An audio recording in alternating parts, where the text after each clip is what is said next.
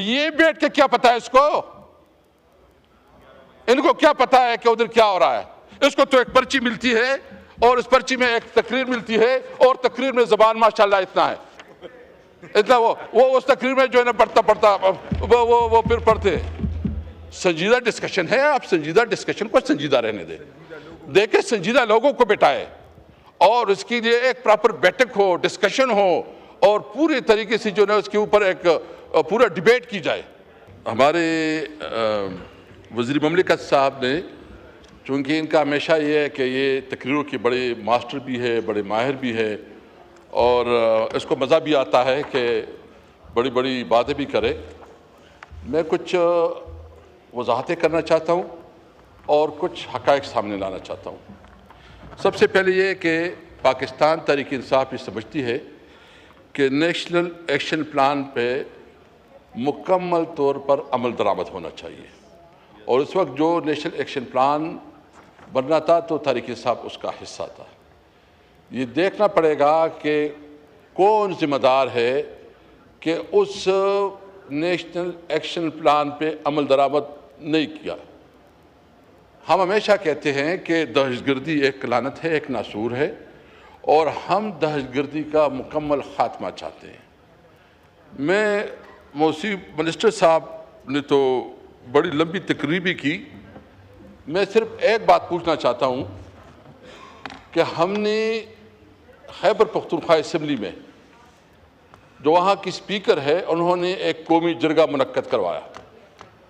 उस जरगे में इनकी अपनी पार्टी की जितनी लीडरशिप थी उस सूबे की वो मौजूद थी, जो इनके पार्टनर्स हैं पीपल पार्टी, ANP, वो सारे उस जरगे में मौजूद थे। मैं सिर्फ ये पूछना चाहता हूँ कि वो रेजोल्यूशन, वो एलामिया जो उस जरगे ने अप्रूव करवाया है, आपने वो पढ़ा है क्या? उस जरगे की जिसमें तमाम सियासी पार्टियाँ, जिसमें सिविल सोसाइटी, जिसमें हमारे जो बार एसोसिएशन है, यानी पूरी सूबे की आवाज़ थी, उस पर कितना अमल दरामद हुआ और उसको कितनी रिस्पेक्ट मिली? ये बताएं कि अभी तक जो इनके ज़िम्मे जो आइन और कानून के मुताबिक NFC का शेयर है और हमारे सूबे का हिस्सा है और वो शेयर अदा करनी चाहिए, क्या कभी आपने उस पर बात की?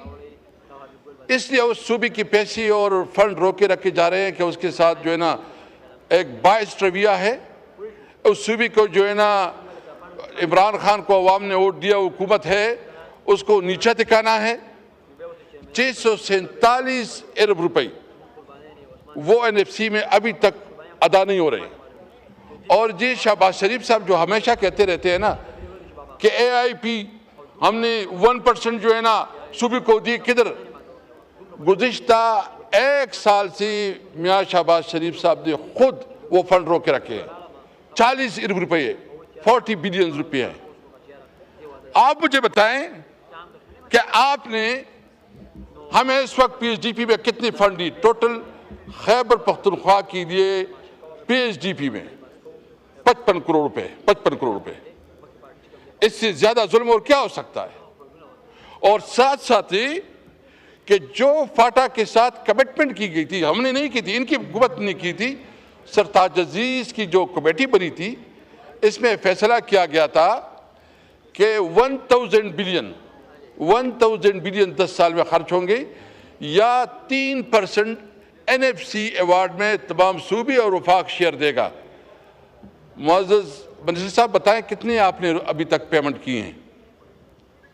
आप तो कह रहे हैं कि आपने उधर जो है ना अपने ADP में जो है ना उसके लिए फंड रखे। हाँ बिल्कुल हमने रखे हैं, हमें पता था कि ना आप सूबाई हुकूमत के साथ कोई इंगेजमेंट करते हैं, न सूबाई हुकूमत को इत्तेमाद में लेते हैं और उल्टा सूबाई हुकूमत के खिलाफ नैरेटिव बनाते हैं।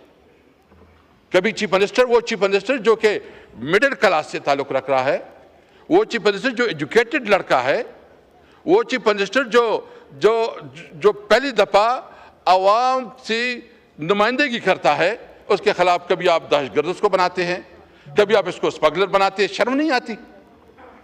आपको पता है वो इस वक्त जो है ना, उसने इकोनॉमिक्स में एमफिल तकरीबन फाइनल है उसका। एक एजुकेटेड लड़का, एक बहुत संजीदा लड़का और एक यंग लड़का, उसको मौका मिला है, और आप जो है ना आते हैं या नैरेटिव बताते, देखो अपनी ज़मीर को भी थोड़ा देखो, अपने अंदर भी थोड़ा देखो, पहले किसी के बारे में मालूमात तो हासिल करो। तो मैं इस पे जो इस वक्त ऑपरेशन का मसला हमने नहीं कहा, 22 ऑपरेशन हो गई टोटल। मुझे बताएं क्या इसका जायजा नहीं लेना चाहिए कि 22 ऑपरेशन अभी तक क्यों नाकाम है? क्यों अभी तक दहशतगर्दी का खात्मा नहीं हुआ?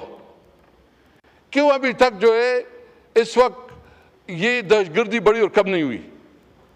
मैं ऑफर देता हूं, मैं अभी ऑफर देता हूं, आपको ऑफर देता हूं, आप पीटीआई को छोड़ो, पीटीआई को छोड़ो, पीटीआई को बीच में ना डालो। केपीके से आपकी जितनी लीडरशिप है, वो एनपी की लीडरशिप हो, वो जमीयत उलमा इस्लाम की लीडरशिप हो, वो पीपल पार्टी की लीडरशिप हो या सीनियर लीडरशिप हो, उनका जरगा बनाए, उससे मशवरा करे, उसके मुताबिक जाए। हमने देखे, आप कहते हैं कि चीफ मिनिस्टर मीटिंग्स में नहीं आता। एक तरफ आप सुबह शाम जो है ना, आपके मिनिस्टर जितना बोली बोलती है उसके खिलाफ तकरीरें करते हैं, उसको दहशतगर्द साबित करते हैं, उसको स्मगलर साबित करते हैं, और फिर कहते हैं हमारे साथ बैठो। आपका कोई रवैया है? ये तरीका, ये कोई इंसानियत का रवैया है? और आपको पता भी नहीं है कि किस तरह बात कर रहे हैं। हमने क्या किया, हम अमीर मकाम साहब के दफ्तर में जरगा लेके गए, हमारा सूबाई सदर और हमारे सब साथ थे, इज्जत दी, उसको रिक्वेस्ट की। हम मौलाना फजल रहमान साहब के घर गए, हम एनपी के दफ्तर में गए, एक एक के पास गए और हमने उसको बताया, गवर्नर के, पीपल पार्टी के गवर्नर के पास गए, हमने उसको बताया कि भाई ये दहशतगर्दी पीटीआई का मसला नहीं है, सूबाई हुकूमत का मसला नहीं है, ये हमारे पूरी सूबी आवाम का मसला है। आए मिलके एक मुश्तरका पॉलिसी बनाए। हमने इज्जत दी। आप गालियां दे के कहते हो कि तुम आओ, भाई तुम्हारा कल्चर होगा, हम तो कभी ऐसी बात भी नहीं करेंगे कि जो हमारी ज़मीर हमें इजाज़त नहीं देता।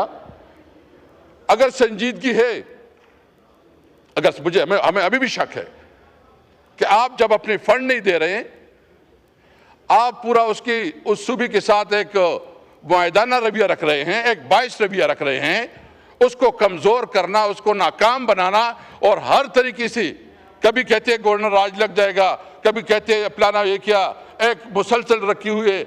और वहाँ उसकी वजह बुनियादी ये है कि सिर्फ और सिर्फ उससे इंतकाम लिया जा रहा है कि उन्होंने इमरान खान को वोट किया दिया। जनाब स्पीकर, देखें ये बहुत संजीदा मामलात होते हैं। मेरी तो ख्वाहिश है कि आप इस टॉपिक को खोलें और ज़्यादा से ज़्यादा लोग उसके ऊपर बात करें। मैं तो ये तजवीज़ करूँगा, मैं ये तजवीज़ करूँगा स्पीकर साहब, आपकी तवज्जो चाहिए, क्योंकि वो आई टू आई कंटेक्ट नहीं होता तो फिर वो तवज्जो ख़त्म हो जाती है, कि स्पीकर साहब आप खुद अपने ऑफिस में वो जरगा बुलाए जिस जरगे को हमने बुलाया था। इसमें चीफ मिनिस्टर साहब मैं कमिटमेंट करता हूँ कि चीफ मिनिस्टर साहब भी आएगा, स्पीकर के असेंबली भी आएगा, तमाम पॉलिटिकल पार्टीज की जो लीडरशिप उसको बुलाओ और उससे पूछो तुम्हारे क्या मसाइल है। ये बैठ के क्या पता है इसको, इनको क्या पता है कि उधर क्या हो रहा है? इसको तो एक पर्ची मिलती है और उस पर्ची में एक तकरीर मिलती है, और तकरीर में ज़बान माशाल्लाह इतना है, इतना वो उस तकरीर में जो है ना पढ़ता वो फिर पढ़ते। संजीदा डिस्कशन है, आप संजीदा डिस्कशन को संजीदा रहने दें, देखे संजीदा लोगों को बिठाए और इसके लिए एक प्रॉपर बैठक हो, डिस्कशन हो, और पूरे तरीके से जो है उसके ऊपर एक पूरा डिबेट की जाए। तो मेरे स्पीकर साहब, ये बात जो मैं करना चाहता हूँ ये बहुत संजीदगी का तकाजा करता है। इसके लिए ज़रूरी है कि इस तमाम चीज़ों को आप अपने नोटिस पे लाएं। स्पीकर साहब, एक जो कल अचकज़ई साहब ने भी बात की, मैं उस बात को फिर से दोहराता हूँ, मैं इस बात को फिर से दोहराता हूँ कि नंबर 1, आप इस वक्त पूरी रीजन में अनसर्टिनिटी है। आपके अफगानिस्तान के साथ ताल्लुकात ख़राब है, आपकी इंडिया के साथ ताल्लुकात ख़राब है, और इस वक्त ईरान में जो कुछ हो रहा है, पूरा एक रीजन जो है ना एक तस्वीर पेश कर रहा है कि बहुत सीरियस कंसर्न है। तुम्हारी ये ख्वाहिश है कि इस टॉपिक पे जॉइंट सिटिंग हो और इस पे पूरी डिबेट हो जाए, और इस पे कोई सियासत का नहीं, पाकिस्तान की खातिर कि हमने इस मुल्क को इस क्राइसिस से कैसे निकालना है। देखिए, हमारा स्पीकर साहब, मैं कराची गया, कराची में आप लोगों की देखी, उस पर भी बात करूंगा थोड़ा। हमारा सारा दारोमदार अफगानिस्तान के साथ, मैं समझता हूं कि आपकी जो हुकूमत के कंसर्न है वो भी सही होंगे। मैं जो अफगानिस्तान की हुकूमत है उससे भी मुतालिबा करूंगा कि हमारे मुल्क की जो कंसर्न है उस इश्यूज़ को एड्रेस किया जाए। लेकिन भाई डिप्लोमेटिक चैनल है, उसको इस्तेमाल करें, उसके मुताबिक जो है ना आप पड़ोसी को तो तब्दील नहीं कर सकते। हमारे बॉर्डर पे बहुत ज़्यादा कारोबार है, बिजनेस है, और हमारी पूरी इंडस्ट्री बंद हो रही है। तो इसलिए ज़रूरी है कि उनके साथ एक डिप्लोमेटिक चैनल के ज़रिए अपने मामलात को ठीक किया जाए। देखो, हमें किसी की सर्टिफिकेट ज़रूरत नहीं है।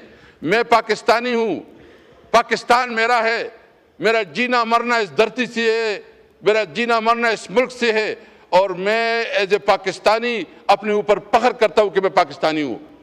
मैं एक वो पाकिस्तानी, वो शहरी हूँ जो अपने मुल्क पे कानून और आइन की अमल बरदारी चाहते हैं। हम सियासत इसलिए करते हैं कि मुल्क में कानून और आइन की हुक्मरानी हो।